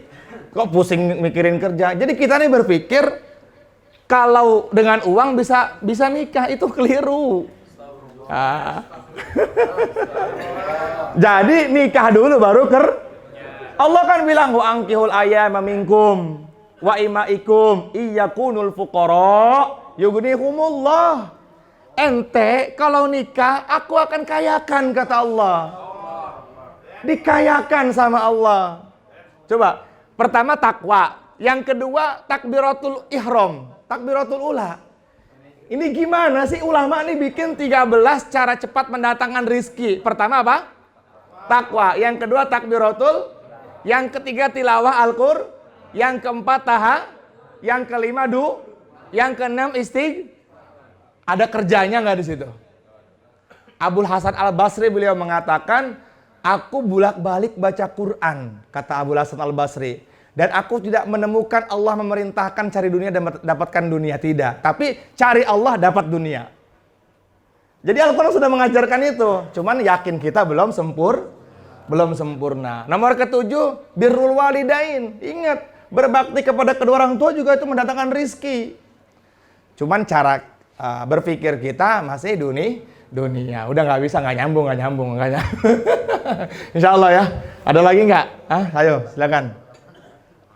Cukup, ada. Mas Haji mau nanya apa? Jangan aman-aman. Gimana? Kukuh mau nanya apa, Kuh? Oleh Iswan. Bang Samun mau nanya apa? Ya, dekatkan diri sama Allah, perbaiki amal, ya, perbaiki amal. Kalau kita memperbaiki amal, nanti Allah akan rubah sekeliling kita. Nabi mengatakan, man aslaha ma bainahu wa bainallah, aslahallahu ma bainahu wa bainan nas. Siapa yang hubungannya dekat dengan Allah, maka Allah akan jadikan sekelilingnya baik sama dia semuanya. Kenapa sekarang hubungan kita nggak baik sama keluarga, nggak baik sama teman, nggak baik sama rekan bisnis? Karena hubungan kita nggak baik dengan Allah. Nggak baik dengan Allah. Laki-laki itu usahakan sholatnya di masjid. Usahakan, ya. Sholat di masjid itu fardu kifayah, fardu ain apa sunnah muakkadah? Sunnah muakkadah. Tapi Nabi nggak pernah meninggalkan sholat berjamaah di masjid. Orang tuh kalau punya masalah pasti sholatnya lagi kacau. Ya, coba deh. Nah, kalau kita pengen baik hubungan kita, yuk kita sama-sama memperbaiki hubungan kita dengan Allah Subhanahu wa ta'ala. Fikri, perbaiki sholatnya Fikri, ya, semuanya insyaallah. Semuanya ya, usahakan sholat di masjid. Cukup insyaallah. Insyaallah ya. Al-Fatihah dulu, matiin dulu lampunya. Insyaallah. Allahu Akbar. Baik, pertama Al-Fatihah buat Mas Rido, mudah-mudahan Allah berikan ketenangan dalam hidupnya. Kemudian keluarganya sakinah, mawaddah, warahmah. Kemudian Al-Fatihah yang kedua khusus buat Kiai Fatah karena Kiai Fatah lagi sakit. Ya, mudah-mudahan Allah angkat penyakitnya beliau. Beliau biasa mungkin terlalu banyak mikir umat, jantungnya kayak Kiai Uzairon kena jantungnya, Masya Allah. Sekarang lagi di akupuntur di Uaknya Ustadz Gifari meninggal. Oh, Masya Allah, uaknya ya. Makanya nggak bisa ngaji. Oh, Masya Allah. Baik. Kemudian Al-Fatihah yang ketiga khusus buat uangnya Ustadz Gifari dan kita semua. Ya, yang ketiga ini Al-Fatihah minta betul-betul sama Allah yang punya masalah selesaikan hajatnya. Ya, apalagi ini setelah ngaji. Kata Nabi di antara doa yang makbul adalah setelah menuntut ilmu. Harus kita yakini, jangan sampai nggak yakin. Insyaallah ya. Minta sama Allah, nangis kepada Allah Subhanahu wa taala, mohon ampun kepada Allah. Ya Allah, saya ini punya banyak masalah ya Allah. Maka selesaikan hajat saya semuanya ya Allah. Al-Fatihah. A'udzubillahi minasyaitonirrajim. Bismillahirrahmanirrahim. Alhamdulillahirabbil alamin arrahmanirrahim maliki yaumiddin. Iyyaka na'budu wa iyyaka nasta'in ihdinas siratal mustaqim. Siratal ladzina an'amta 'alaihim ghairil maghdubi 'alaihim waladdallin. Amin. Al-Fatihah. A'udzubillahi minasyaitonirrajim. Bismillahirrahmanirrahim. Alhamdulillahirabbil alamin arrahmanirrahim maliki yaumiddin. Iyyaka na'budu wa iyyaka nasta'in ihdinas siratal mustaqim. Siratal ladzina an'amta 'alaihim ghairil maghdubi 'alaihim waladdallin. Amin. Al-Fatihah yang ketiga khusus buat uaknya Ustadz Gifari. Perempuan apa laki ya? Uak laki ya. Ghafarallahu lahu dzunubahu wa satara uyubahu wal jannatu maswahu. Dan ya Allah, silakan doa dulu buat Al-Fatihah yang ketiga buat diri masing-masing, keluarganya, kerjaannya, proyek-proyeknya, kerabat-kerabatnya, terutama orang tua.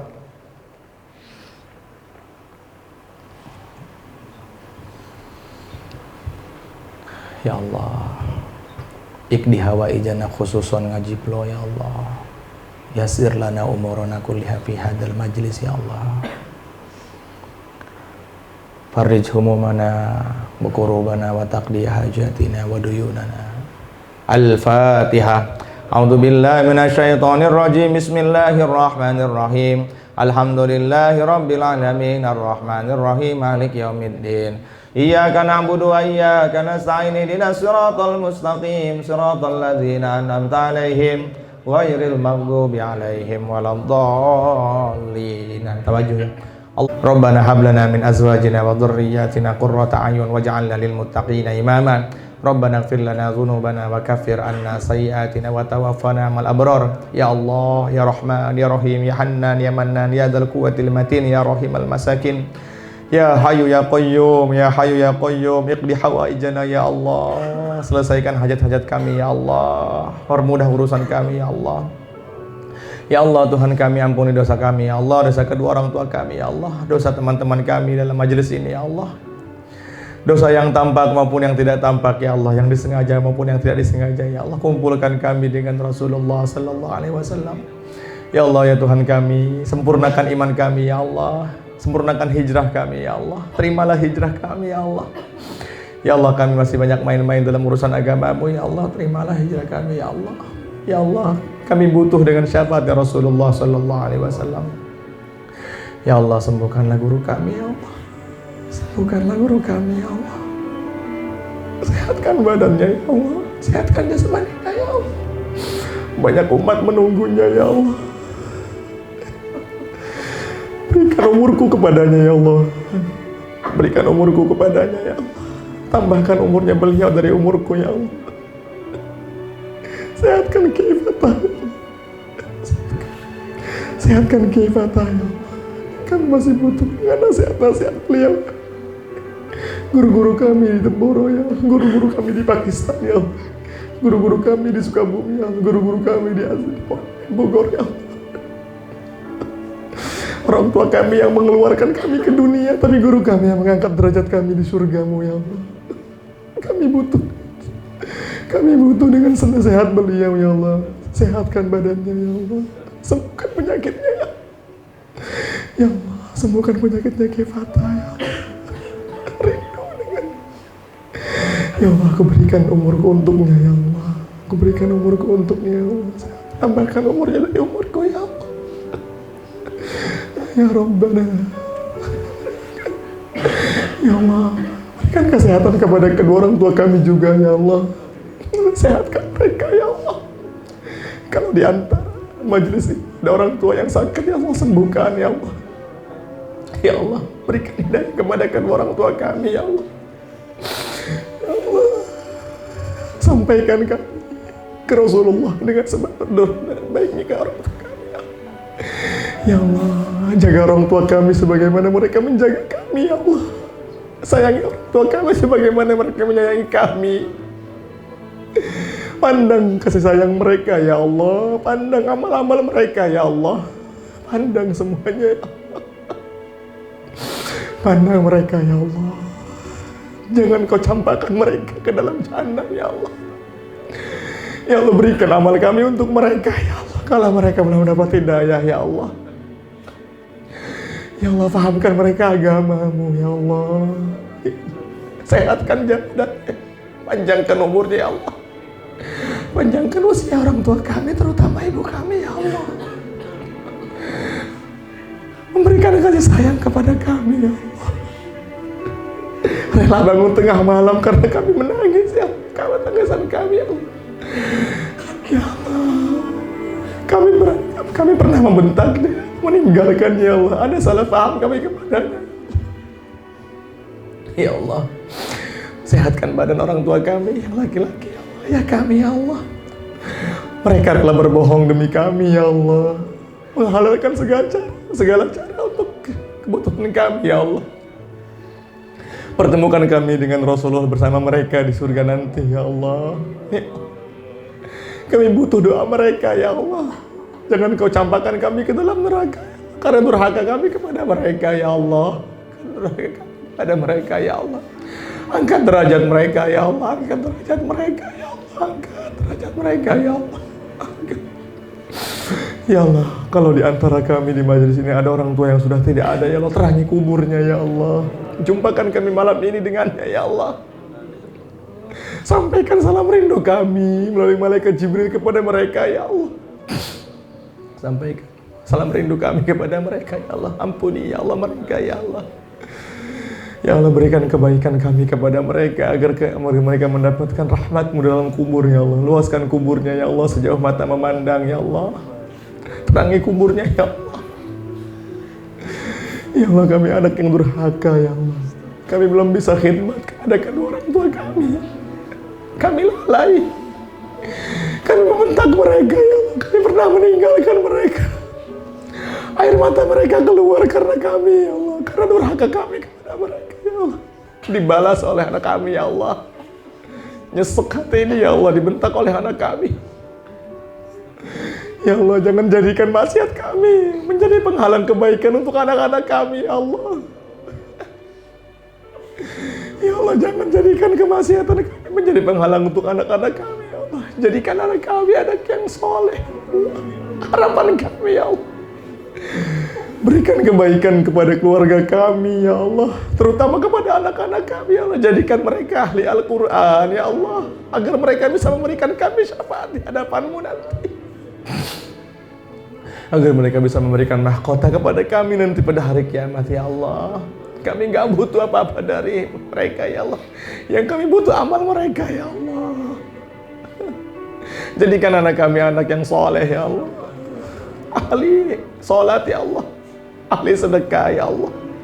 Ahli Al-Quran, ya Allah. Ya Allah, jadikan kami ahli Al-Quran, ya Allah. Keluarga kami,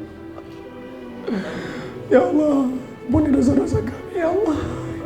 Ya Allah, sampaikan semua teman-teman kami untuk pergi ziarah ke Baitul Haram, ya Allah. Allahumma arzuqna ziaratul haramain biwasilati Rasulillah sallallahu alaihi wasallam. Khususan ngaji pulau, ya Allah. Panggil nama-nama kami, ya Allah, untuk bisa datang ke Baitul Haram, ya Allah. Ya Allah, menerima panggilan-Mu, ya Allah, dengan labbaik, Allahumma labbaik, ya Allah. Izinkan kami untuk bisa melihat Ka'bah, ya Allah. Untuk bisa curhat kepada Rasulullah sallallahu alaihi wasallam. Ya Allah, ya Tuhan kami, terimalah ngaji ini, ya Allah. Terimalah ngaji ini, ya Allah. Terimalah amal kami yang sedikit, ya Allah. Kami masih banyak main-main dalam agama-Mu, ya Allah. Masih banyak bercanda dalam agama-Mu, ya Allah. Masih banyak lalai dalam amalkan agama-Mu, ya Allah. Terimalah amal kami, ya Allah. Jangan suka sia-siakan ibadah kami, ya Allah. Yang sedikit ini, ya Allah. Butuh dengan rahmat-Mu, ya Allah. Ya Allah, kami butuh dengan rahmat-Mu, ya Allah. Pertemukan kami dalam ngaji ini, ya Allah. Nanti di surga, ya Allah. Jumpakan kami di surga nanti, ya Allah. Jumpakan kami di surga nanti, ya Allah. Bersama guru-guru kami, ya Allah. Bersama guru-guru kami. Bersama Rasulullah sallallahu alaihi wasallam. Ya Allah, jumpakan kami dengan guru kami, ya Allah. Dengan Keuzeron, ya Allah. Saya bisa seperti ini karena barokah Nabi, ya Allah. Ya Allah, kami hanya debu dari kaki-kaki mereka, ya Allah. Kami hanya telapak kaki mereka, ya Allah. Kami hina di hadapan mereka, ya Allah. Ya Allah, kami hina di hadapan guru-guru kami, ya Allah. Jangan campurkan kami, ya Allah. Jangan Kau hinakan kami dengan sebab guru kami. Rabbana zalamna anfusana wa taghfir lana tarhamna lanakunanna minal khasirin. Allahumma syurna yaumal qiyamati fi zuratil anbiya, ya Allah. Bangkitkan kami majelis ini, ya Allah, di hari kiamat nanti dengan para nabi. Waqsyurna yaumal qiyamati fi zumratis sholihin, ya Allah. Bangkitkan kami di belakangnya orang-orang soleh. Waqsyurna yaumal qiyamati fi zumratil Qur'an, ya Allah. Bangkitkan kami di belakangnya penghafal Quran, ya Allah. Di belakang. Itu harapan kami, ya Allah. Dengan syafaat Al-Quran yang kami baca. Hari ini kami lalai, ya Allah, tidak membaca Al-Quran, ya Allah. Kami sibuk dengan handphone kami, ya Allah. Padahal kami butuh dengan syafaat Al-Quran, ya Allah. Ya Allah, berikanlah hidayah di dalam hati kami, ya Allah. Sempurnakan iman dan amal kami, ya Allah. Istiqomahkan ngaji plo ini, ya Allah. Ya Allah, berikan kebaikan di majelis ini, ya Allah. Istiqomahkan, ya Allah. Ada orang, nggak ada orang, tetap ngaji, ya Allah. Tetap ngaji, ya Allah. Istiqomah sampai mati, ya Allah. Istiqomah sampai mati. Tetapkan iman, ya Allah. Tetapkan iman sampai mati, ya Allah. Sabit qulubana ala dinik, ya Allah. Tetapkan iman kami, ya Allah. Sabit qulubana ala ta'atik, ya Allah. Ya Allah, selesaikan semua masalah teman-teman kami yang ada di sini, ya Allah. Ya Allah, rukunkan antara kami dengan istri kami, ya Allah. Rukunkan, ya Allah, semuanya, ya Allah, tanpa terkecuali, ya Allah. Rabbana atina fid dunya hasanah wa fil akhirati hasanah wa qina adzabannar. Wa sallallahu ala sayyidina Muhammadin khairul khalqihi wa ala alihi wa sahbihi wa baraka wa sallam. Walhamdulillahi rabbil alamin. Salatullah salamullah. Salatullah salamullah ala Habibillah tawasalna bismillah wa bil hadi rasulillah wa kulli mujahid idillillah bi ahlil bad. Mohon maaf lahir batin. Subhanallah bihamdihi, subhanakallahumma bihamdik, asyhadu an la ilaha illa anta, astaghfiruka wa atubu ilaik. Assalamualaikum warahmatullahi wabarakatuh.